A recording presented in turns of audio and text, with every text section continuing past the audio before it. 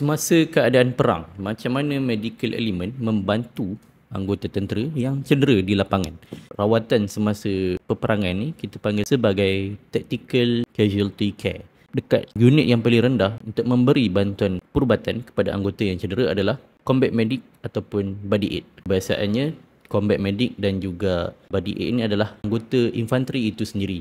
Kita bekalkan mereka dengan ilmu CPR ataupun bantuan kecemasan awal, bantuan sengatan ular, patah. Ini adalah basic mereka kena belajar. Setiap anggota tentera kena tahu. Combat medic dan juga body aid system ni akan bermula di lapangan.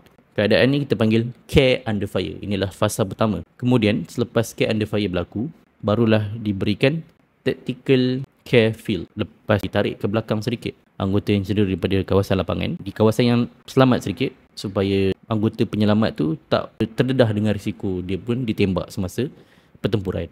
Sekiranya berlaku pendarahan yang sangat teruk semasa di kawasan pertempuran itu sendiri, Nikkei ni akan digunakan untuk ikat kawasan yang berlaku pendarahan yang banyak tu.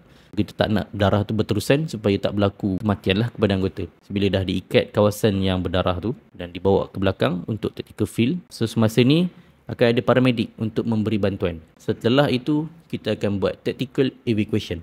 So untuk tarik keluar terus daripada kawasan situ dan berjumpa dengan doktor di barisan belakang. Ini adalah 3 langkah utama kiranya berlaku pertempuran dan ada kecederaan berlaku di lapangan. Tactical casualty care. Yang pertama, care under fire. Kedua, tactical care field. And ketiga adalah tactical evacuation ataupun TAC evac.